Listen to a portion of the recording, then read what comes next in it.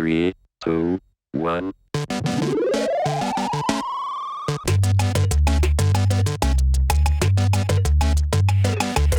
You are listening to the DBAD movement, and here we are for the Don't Be a Dickhead podcast, episode 17. I'm John Gilbert.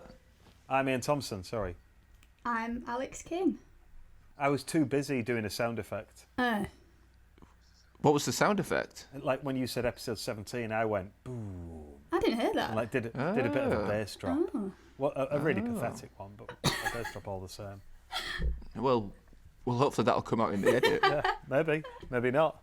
Maybe if it does sound pathetic, maybe Iain will be like, I'll edit this one, and he's just going to put like a special effect over it. I'm going to be like, wow, he just did that off the cuff. Yeah. Good. Excellent. Well, I mean, on the back of this really smooth intro, should we just go straight into the topic? Yeah. So today we're going to be talking about dogs. Woof woof. Man's best friend. Yeah. A little nod there to the patriarchy. Check out our episode on sexism. But yeah, lovely, lovely dogs. Yeah. We've all had or got dogs, haven't we? Yes. Love dogs. Yeah. My dog is famous. He was interviewed on Radio Humberside once. Well, he wasn't, I was. Aww. He actually slept through the entire interview because it was at about like 7 o'clock in the morning or something. He wasn't interested in getting up. But it was a few days after he jumped out of the window. But he jumped, like, not out of the window, he jumped through the window of of my bedroom on the first floor of my house. So what used to happen is whenever I used to go out, Totem didn't like it. And so he'd always run upstairs to the bedroom and he would jump up at the window and bark at me as I left. And what I didn't want to do is, because once he got up the first flight of stairs and cornered to the second flight, there was just a straight line between the window and the stairs. So I didn't want him to run up and like jump up at the window and smash it. So what I used to do is leave my bedroom door only just ajar. So he had to slow down at the door, push it open, and then he could go again. And then that'd break his speed a bit. But this one day I'd forgotten to do that. So I said bye to him, gave him a little kiss and a little bit of food, and then I left the house and I could hear him bark and I heard him run up the stairs. And then just after I'd locked the door, I turned round and there was an almighty smash. And I like closed my eyes and braced myself to be rained down on by glass, and I was. And then I sort of opened my eyes, looked up, expecting to see Totem looking a bit coy out of the window, and he wasn't there. And I looked down, he's just stood next to me. Wow. And he'd flown out of the window, and he'd cut his arm, his forearm, and so I let him back in, and he ran straight upstairs and jumped into the bath, which was good because he didn't get blood all over the carpet. So that was good. He avoided all carpets, went straight upstairs, and sat in the bath, and we took him to the vets and got him sorted out. He did have a little bit of a poo on the way down. When I was cleaning up the glass, I saw that he'd had a little bit of a poo on the way down. That's fine. None of it went on me.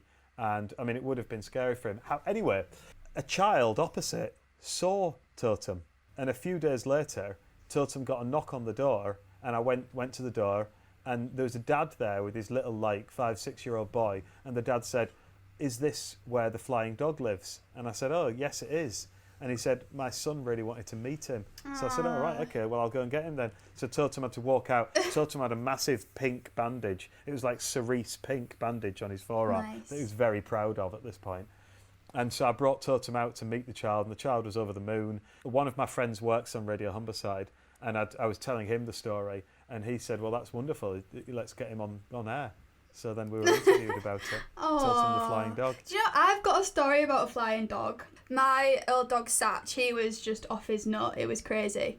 And Calvert Lane Bridge, which is no longer there. I don't know how high it was. It was a railway bridge, isn't it? It was a railway bridge. And you used to be able to walk over it because it was overgrown and you could walk your dog on there. So yeah, my dad was walking him and he must have saw a bird, or something must have caught his eye. So Satch actually jumped off the bridge. Wow. Onto, and I don't know if you remember, the paths on either side of the road underneath the bridge were really tiny. So somehow he managed to actually land on the path, like, so obviously not on the road. Yeah. So my dad looked down, he was like starfished on the floor, like his front paws was at the front, and literally like it should have died really. So my dad runs down, and then by the time he gets down, Satch has actually made his way to the other side of the road without getting hit by a car, like a little bit dazed. And he literally, all he had was a little graze on his chin. And luckily, a woman that was passing took him to the vets. But yeah, he literally jumped off Calvert Lane Bridge and all he managed to get was a little graze on his chin. I'd say that's like 8 or 9 metres. Yeah, it was a high bridge. Yeah. Imagine if you was like a car going underneath and you just saw the dog jumping off the bridge. Yeah. Yeah. So, who's got the better stunt dog? Satch went further, but then Totem did go through a plate glass window as well. Both quite tough nuts, really. I don't know whether, you see, I was looking up, but I imagine Totem did a commando roll like a safety roll when he landed. Yeah. Whereas Satch just like starfish, which wasn't very cool. Yeah. That was graceful, maybe. Totem and Hatch.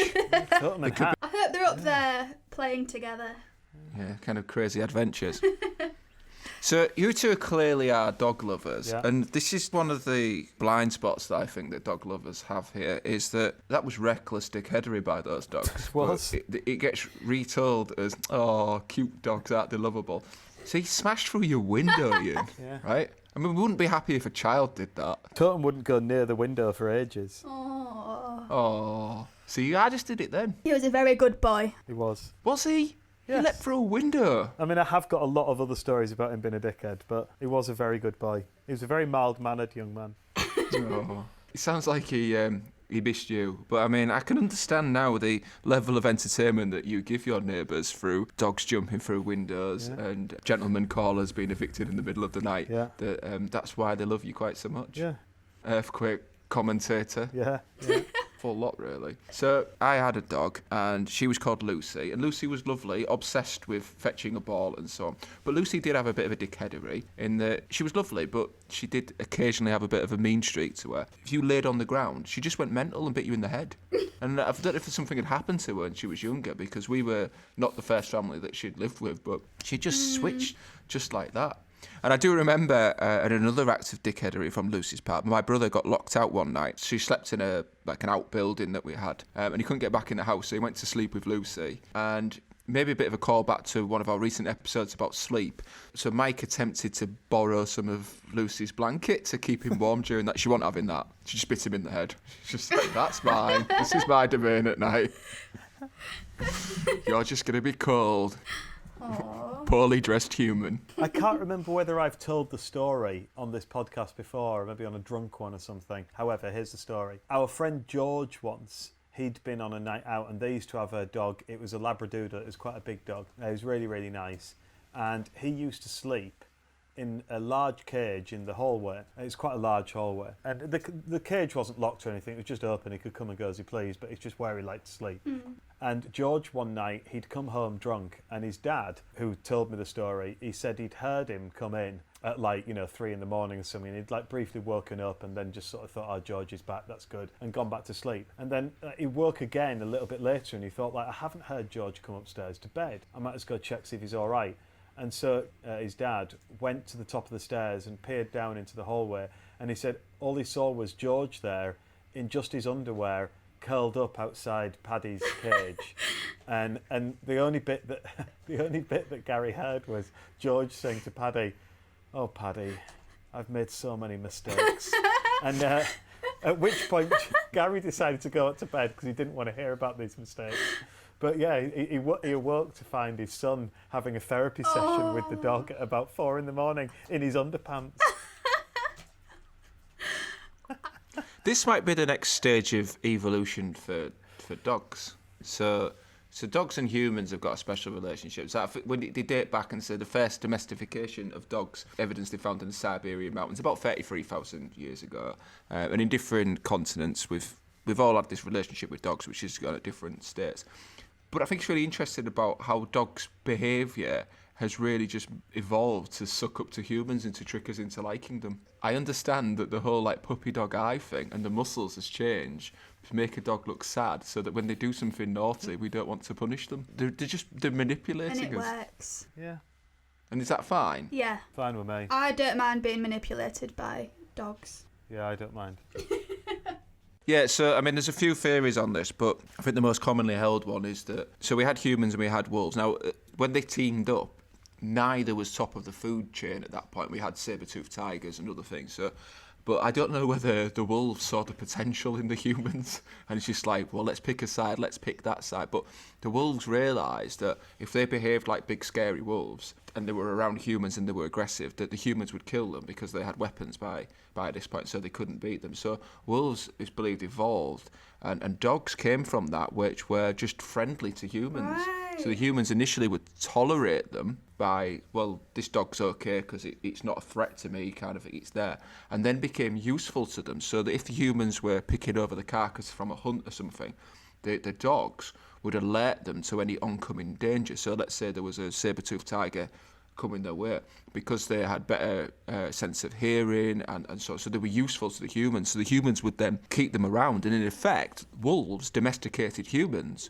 because they had them around and they saw that they were useful. And also there's evidence of humans eating dogs as well. So I guess it was like, well, if we get really desperate, we've got this thing here that we know we can eat it. So perhaps that was even like where the idea of farming came along, because of course we were hunter-gatherers before we were farmers. So yeah, we've had a very special relationship with dogs over the years. And relatively recent years, when you talk about evolution, I mean, that's something that takes for millions of years, but we're talking, well, at most 33,000 years of how much we've influenced each other over time. So yeah, pretty close. That's really interesting. And so humans then became the dog's bitches. Yeah. Well, arguably so. Yeah. Arguably so. On that, I once was walking in a park with Totem, and once we got into the park, I let Totem off his lead so he could go for a run, and he ran just around the corner, which is where I was going to be walking anyway. So I walked along, looking at the ducks in the pond, thinking, I'll keep that in mind for this evening, and he. That was the previous episode, wasn't it? Forget, right, let me start again. No, keep it in. Okay. Because it's just like, why is Iain thinking about ducks before bedtime?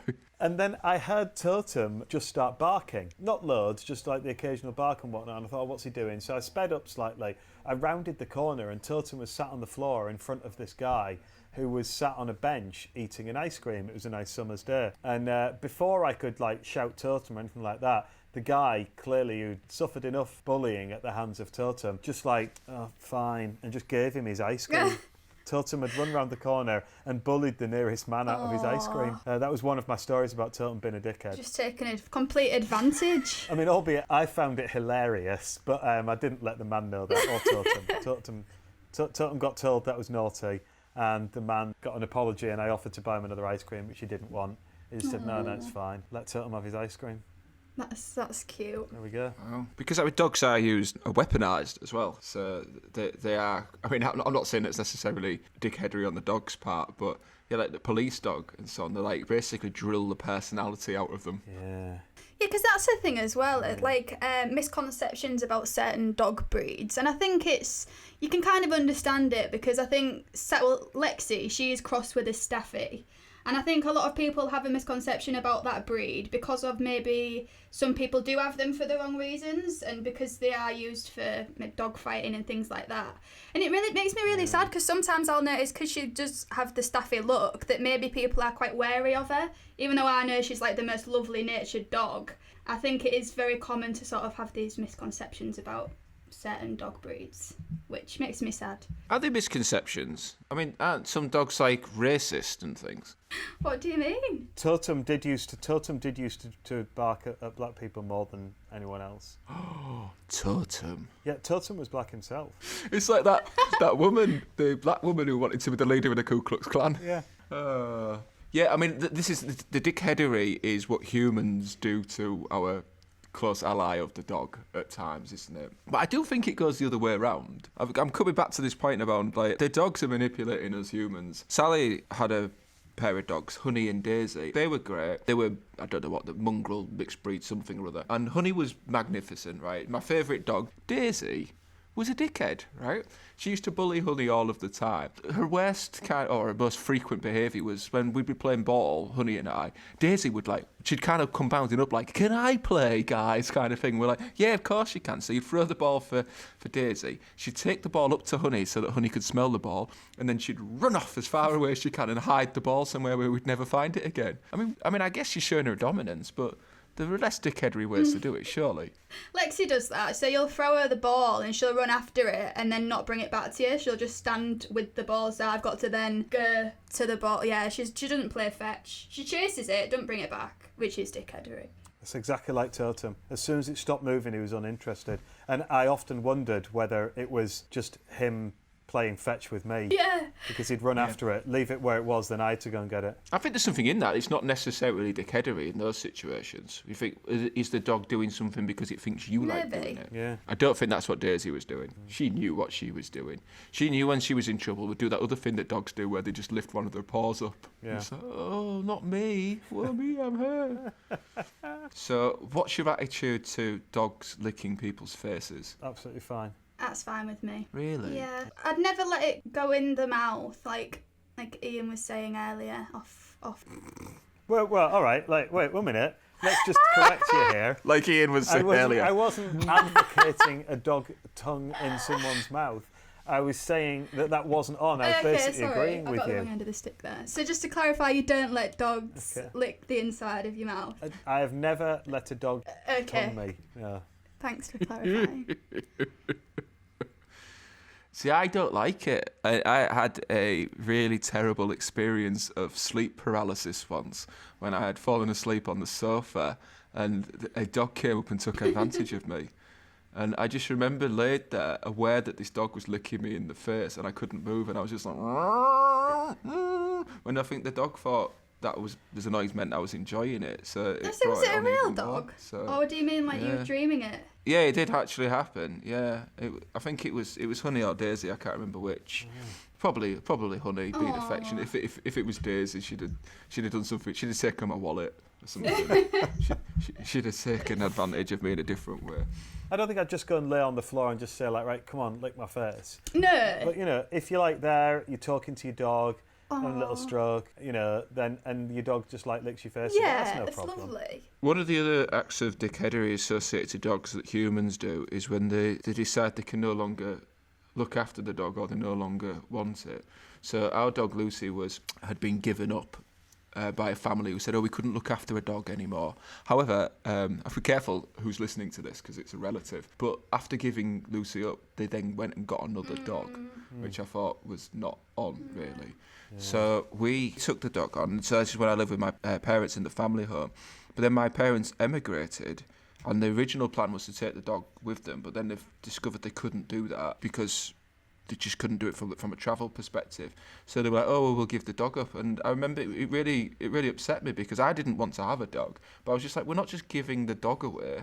We can't do that. So my brother and I took the dog. Now, this was like Lucy's, maybe not the best period of her life because she was basically living on the set of Men Behaving Badly.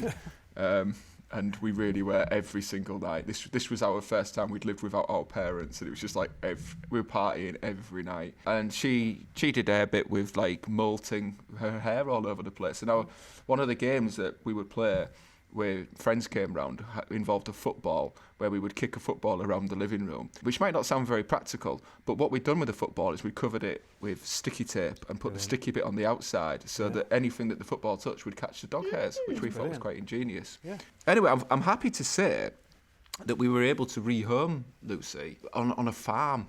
So with a friend of a friend, this lady, she'd lost her border collie and she wanted to replace, but she didn't want to get a puppy.